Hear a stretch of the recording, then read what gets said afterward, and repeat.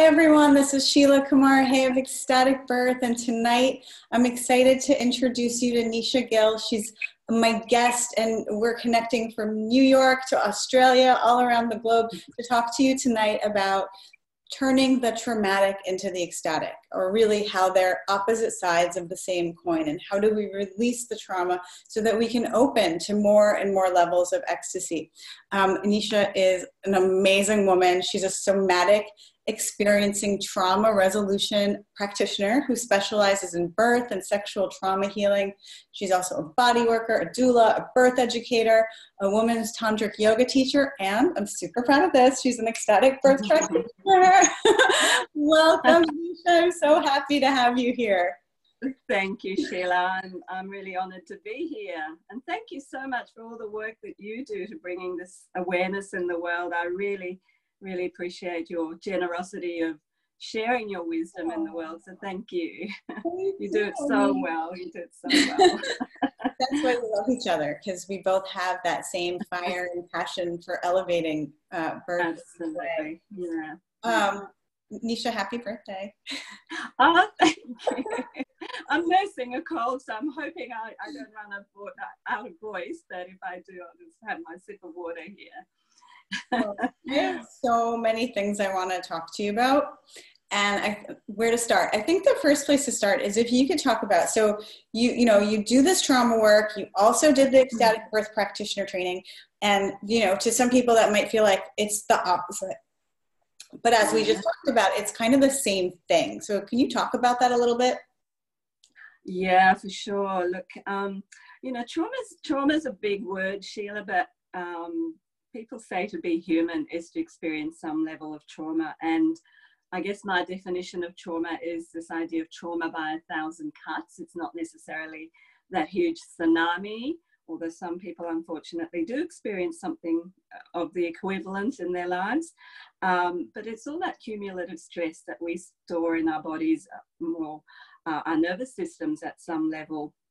And when we then go into birth with this sort of shrunk window or bandwidth of coping, of resilience, then it doesn't take a lot to tip us over. And we know birth is already a huge opening, a huge a challenge. No matter how blissful it is, it's still a challenge. Mm-hmm. And so trauma is certainly the other side of ecstasy.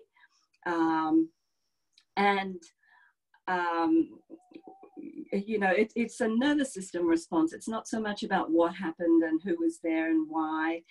A lot of focus is often on that, but really it's the way the mammalian nervous system is hardwired to respond, to protect us, really, to help us survive.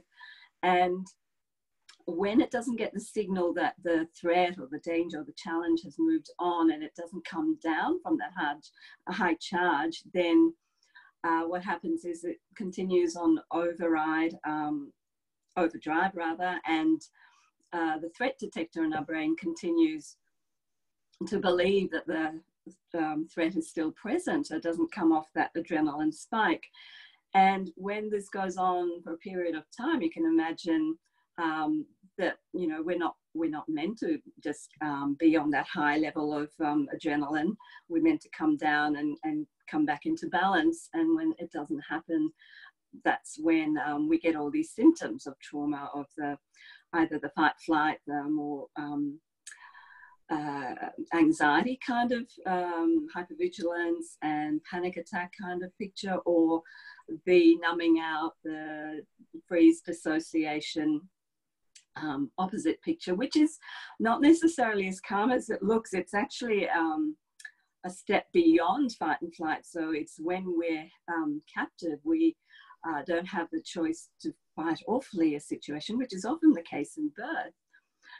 What happens is we have this, again, mammalian response of numbing out, so that if the predator then has its fangs in us, we don't feel the pain because there's endorphin inherent in that state, and it helps protect us from feeling pain to some degree. And I actually experienced this in my first birth. I dissociated, but I made a choice to dissociate, to get out of my own way. So it was like hovering above my body. But it's an interesting state because not a lot of people recognize how central it is to trauma. It's been likened to stepping on the brake and accelerator all at the same time.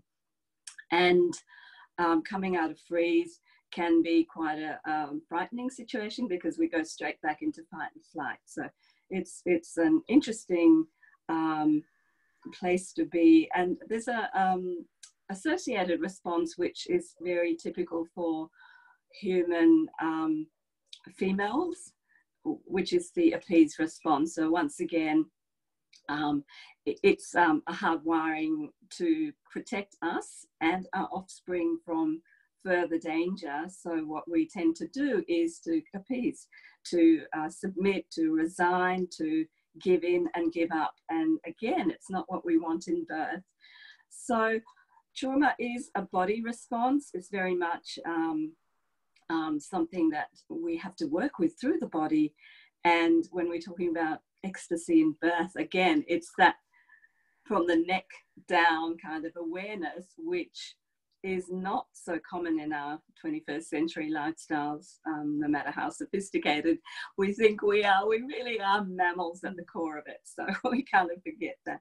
So both of the ways I work in that kind of more preventative way, you know, preparing, helping couples prepare for birth, sorry, or picking up the pieces after when things haven't gone quite to plan and there is a level of trauma. They are both two sides of the same coin, as you say. Yeah.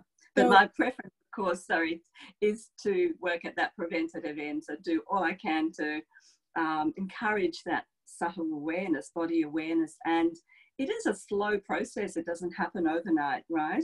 As you know, from all the ecstatic birth work that you do, people can't just kind of switch it on. It has to be a learned thing. Yeah. So what I'm hearing, and correct me if my understanding is not quite right, is that trauma ultimately leads to a dissociation from the body, right? Like you're not, a lot of the work that we do as ecstatic birth practitioners and in the training is embodiment, coming back to our body, learning to feel our body, learning to feel the sensations of the body and be guided by that. So trauma is actually the exact opposite, right? Trauma is like us coming up out of our bodies and leaving. So leaving our sensory awareness, leaving our body's wisdom, and going somewhere else, wherever that is. It's right. Yeah. So yeah. Here's my question. It's a little provocative, but in my mind, I think that we all have trauma. Like, is there such a thing as a person that doesn't have trauma? Perhaps the lucky few, if you call that lucky, because I think, you know, it's also that ability to be compassionate to people who dealing with things like anxiety and trauma. If you've not been there, sometimes it's hard to really comprehend the depth of feeling around it all. Yeah, I mean, I don't mean to disrespect anyone that's suffering from high levels of trauma. The thing that I'm curious about is I think that there's, you know, whether you've had a personal experience that's led to trauma in your body or not, I think that we all kind of have these spots within ourselves where if you like poke at it a little bit, you might trigger that dissociation. So it could be from a personal experience, but it could also be, I think, like societal trauma, like the shame around women's sexuality and things like that are more cultural and widespread, right? Yeah. Yes. And so how do we, like, I know that's a big one in birth, right? The shame around our sexuality. And as we work to reclaim birth as a sexual act and really honor the body and its processes, we really hit that one up hard, you know, and there's a lot of that shame. And especially as birth workers trying to bring awareness to this, it's like, sometimes it feels a little like, you know, like a little edgy because we're hitting up against these cultural ideas. So how do we reclaim that for ourselves, or how do we release these like icky spots of trauma that might not even be ours on a personal level, but are more global? Yeah, I guess it's case by case because we all bring our own history, and intergenerational trauma is a big one. So, you know, if I were working with someone who's had not even a traumatic birth, but a traumatic background, developmental trauma is huge as well.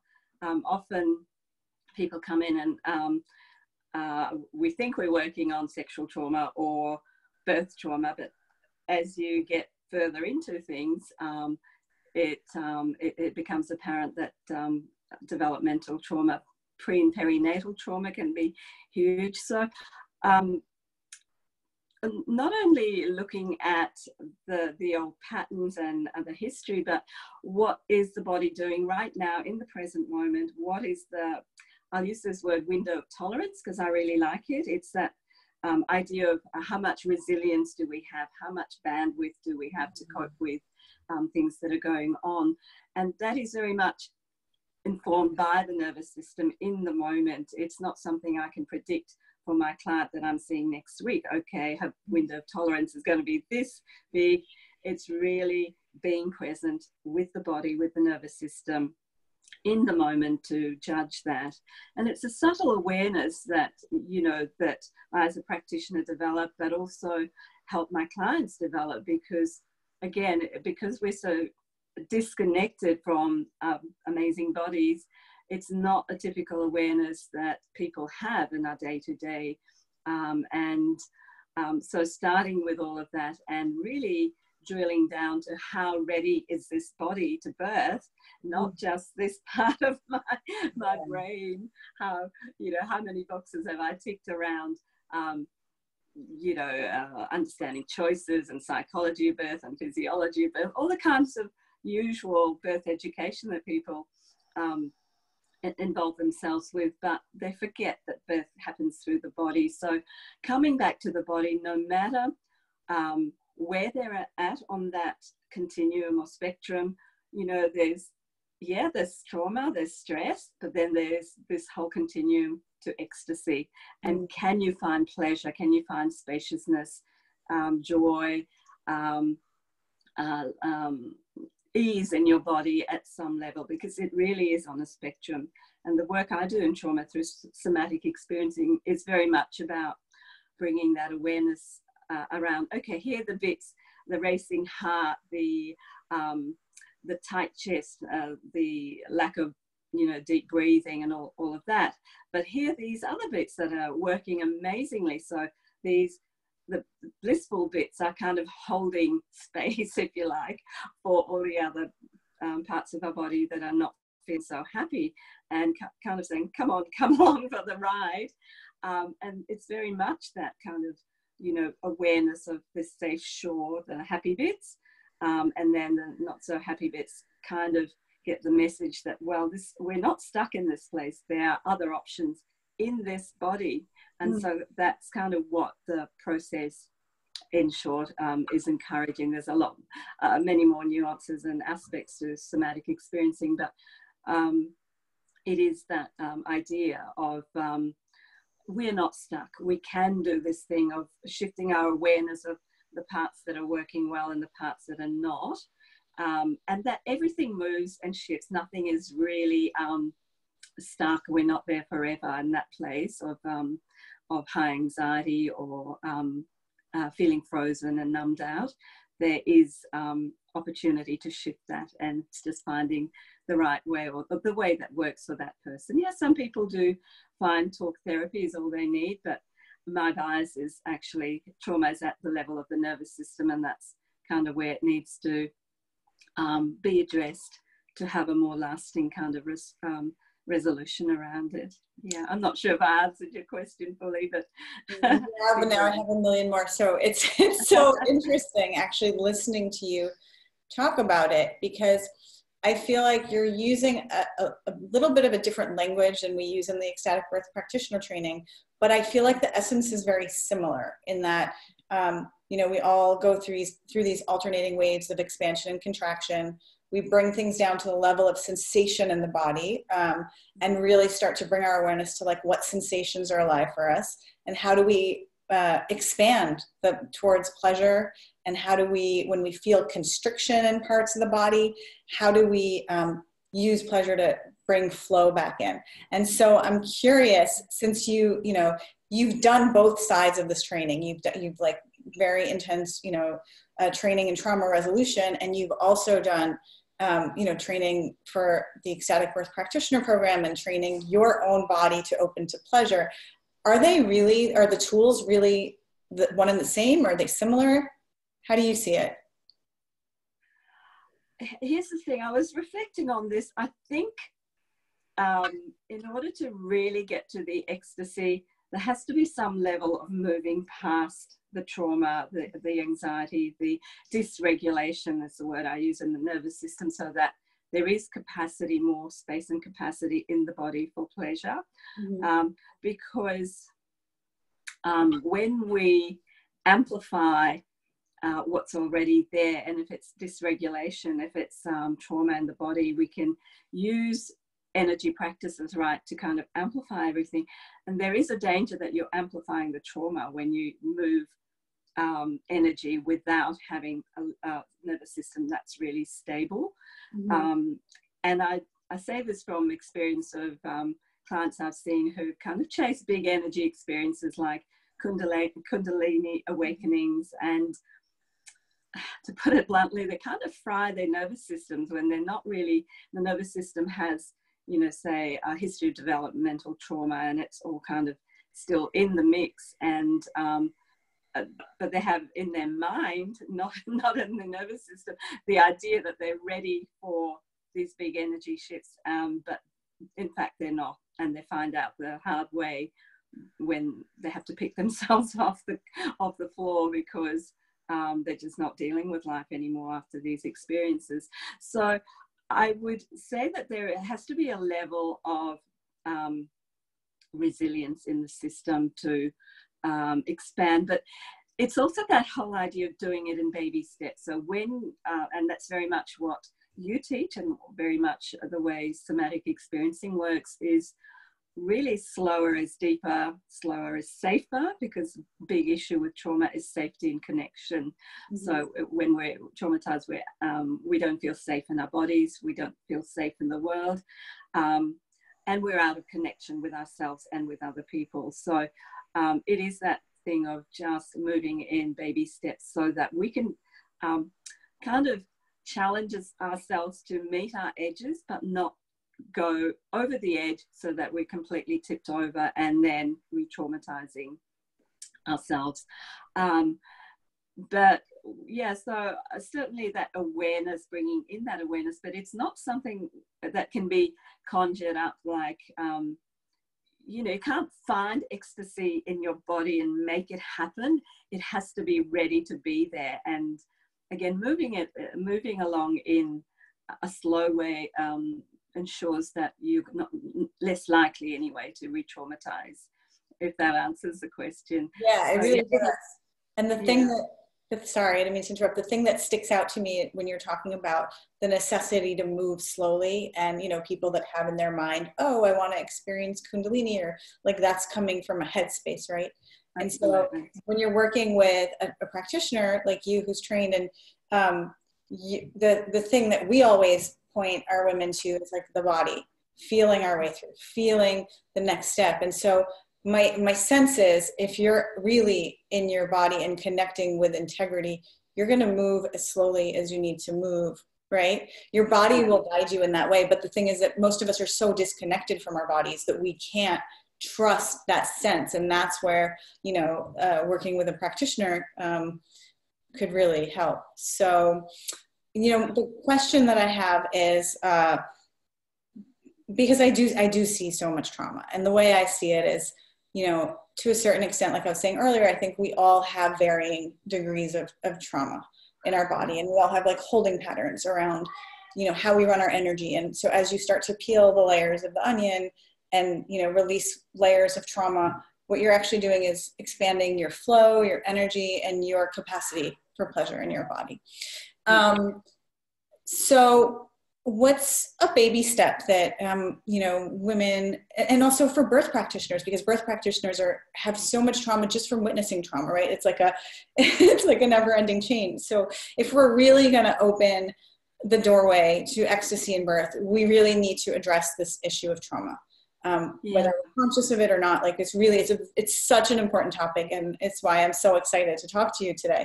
So what suggestions would you have, either for expectant moms or birth practitioners who might not even, you know, be aware of their trauma, but know that they want to release it in a way that feels right for them and start that process to opening to more and more flow and pleasure and ecstasy in their bodies?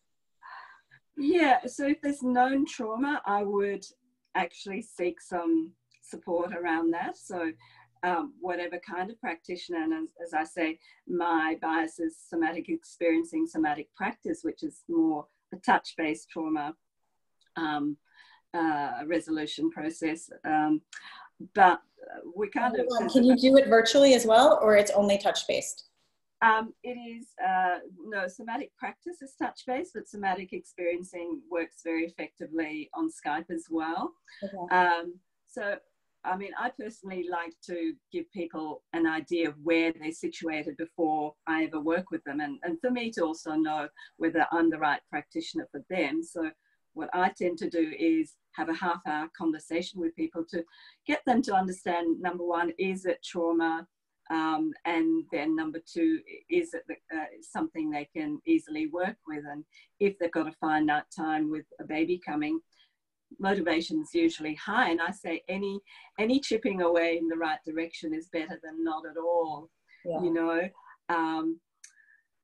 Yeah, I mean, someone asked me the question, is it, as a birth educator, she said, are you doing someone a service or a disservice to let them know that their trauma is likely to affect their birth? I said, well, it's kind of like a no-brainer. It's going to show up regardless of whether they have a conscious awareness of how it's likely to impact. It will impact, you know, at some level, simply because we are mammals. And if we've got a nervous system that's kind of adrenalized, it's the complete opposite of what we want in birth, with oxytocin fully flowing. And yeah, so I guess I would get an opinion, and I personally do it for no obligation and a free chat conversation with people. But and then you know, kind of, it's very individual, kind of pace the commitment according to what they can manage in the time frame that they have. Mm-hmm. But yeah, coming back to that idea that certainly addressing it at some level is better than kind of shelving it and burying their head in the sand, because our bodies don't work like that. Yeah, and I totally agree that if somebody has an issue that they're conscious of, that usually means that they could use some support with that. But if it's someone that's more like, okay, I just want to release some layers, because like you said, releasing any layers is better than, you know, like it gets closer and closer. Is there an exercise that, you know, women can do at home to get them started on that journey, or something simple that you could recommend? You know, I think a lot of the practices that you teach, Sheila, and I teach around, and I've done a kind of a women's tantric yoga. So I run classes called Primal Mama, which is very much coming into this body awareness through breath, sound, sensuality, instinctual movement. So really dropping into the body through all of that. And six senses, not just our usual five, but that kind of inner awareness, that interoception of kind of really being aware of what our bodies are doing on the inside. It takes a bit of dropping in to go there, because you know, as we said, it's not our usual kind of awareness. So building that muscle, if you like, to really tune in on a deeper level. And then the other piece is when there's any kind of emotion, treating that as some sensation in the body and really tuning in. And again, this is from both ecstatic birth, but what we do in somatic experiencing is a feel into emotions, a sensation in the body, and being with that, and then keeping our awareness and noticing what happens, because nothing's stuck. And when there's awareness placed there, usually these things shift in some way. They either attenuate, they might become bigger, or they stay the same, or they move in a direction in the body. And that's kind of the starting point where they can help themselves. I mean, I Nisha, I've got can a I just little, highlight what you said? Because I think it's such an important point. Can I just highlight that for a second? yes, This yes, point that if you're feeling an intense emotion, to yeah, stay present with it, it's really, I mean, it sounds kind of simple, but it's really not. Because think about it, mm, like the more intense the emotion, the more likely you go elsewhere, yeah, right? So if you're happy, that can be a full body happy experience. But let's say you get triggered, you get fearful, you get like edgy in some way. A lot of times, if you just like feel into what that is, you can see that like you don't want to be with that. And so yeah, you want to go somewhere else. So what you're saying, even though it sounds simple to be with your emotions, is actually really, really powerful, because when you're feeling that intensity, and you, if you can take that your awareness and just stay with it, then it mm, moves, right? Then it's not stuck. But when you disassociate, it gets stuck. It gets like yeah, in your body. So that was mm, really powerful. I wanted to make sure everything. yeah, yeah, totally. And you know, it's also the same idea in birth. You can kind of escape in your mind to Bali and be in a tropical rainforest, or you can meet the intensity in the body.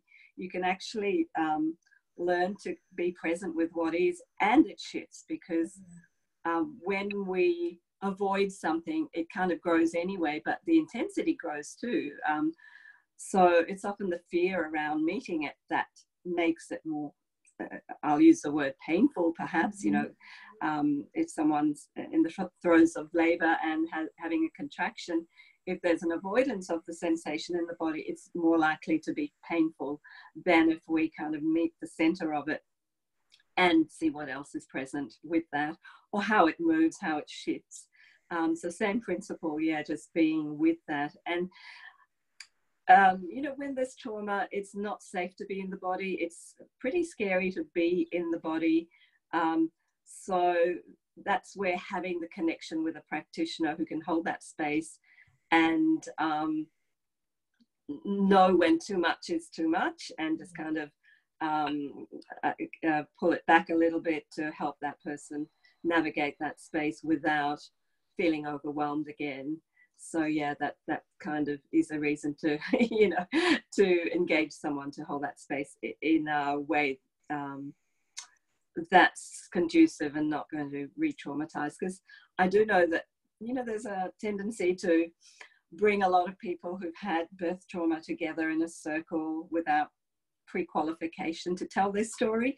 But here we've got like maybe 10 nervous systems that are highly charged, all feeding off each other, and that's really not what we need to find that place of safety for a start, let alone help us move through the trauma. So yeah, that's kind of my take on things. Yeah, I mean, that almost makes me feel like there's a certain addiction that there's, you know, that we have also to negative energy.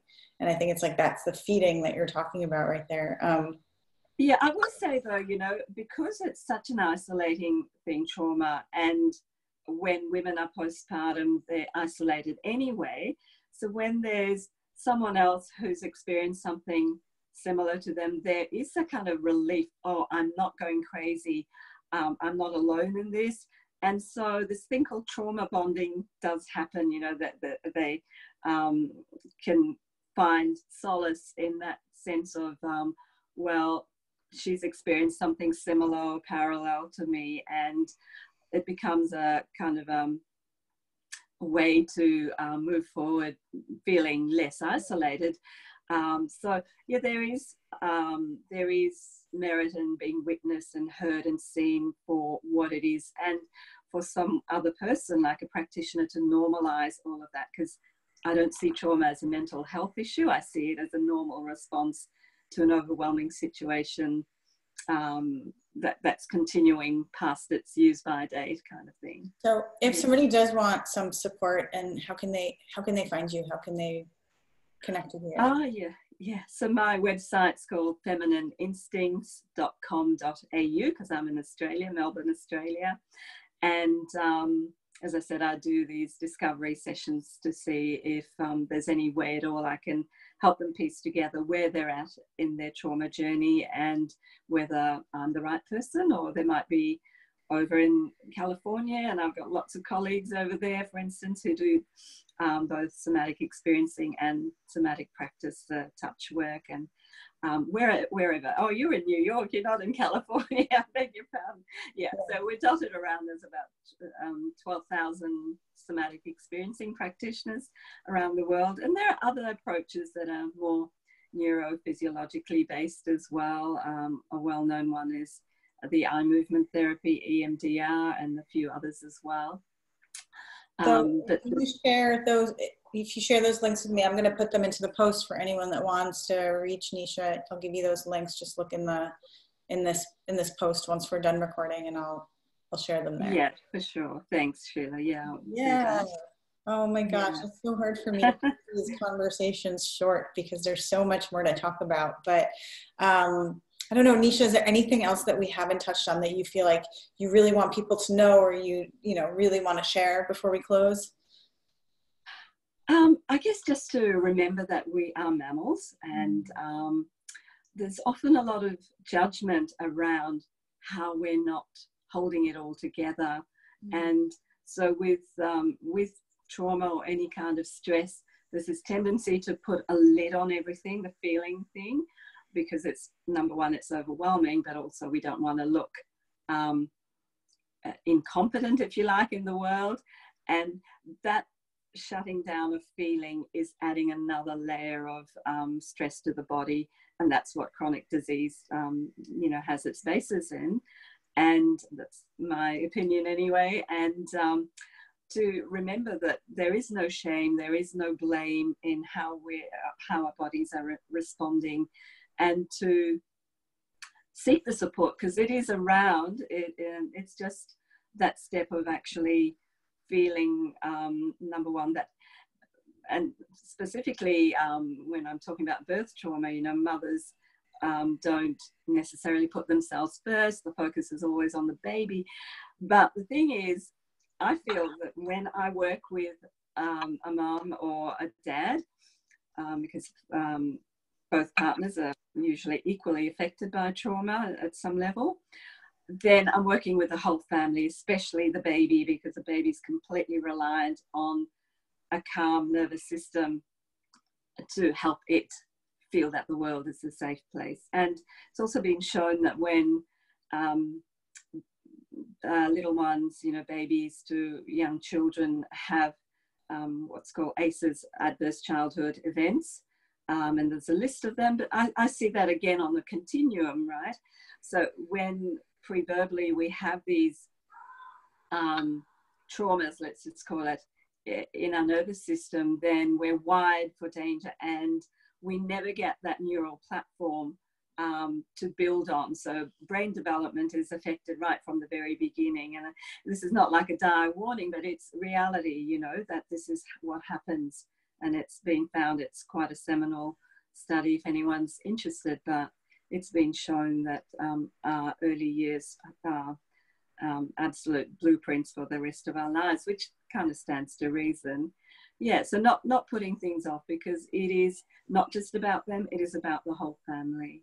Yeah, Nisha, I have to say that the love that you hold, it really comes across. Like, I feel when you're talking about supporting women in trauma and doing this work, your energy is so calm and so loving and so caring. It's such a gift. I really want to honor and acknowledge you for doing this work. It's so important. Thank you, Sheila. Thank you. Well, thank you so much for joining me today. I love talking to you always. And I think, it's all really important. I think trauma and ecstasy are part of the same spectrum, and it all comes down to taking care of your body and loving your body, approving of your body and approving of what you're feeling, and being really gentle with yourself. And, in the world that we live in, yeah, that can feel hard.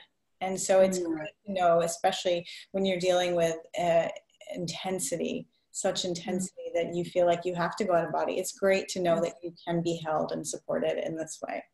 So thank you for sharing. Thank you so much. Thank you so much, Sheila. I look forward to the rest of this interviews. It's a wonderful series you've created. Oh, thank you so much. Yeah, I'm enjoying this. I'm enjoying it a lot. All right. Yeah. Well, lots of love, my dear. Thank you for And being with me tonight. Bye, everyone. bye-bye.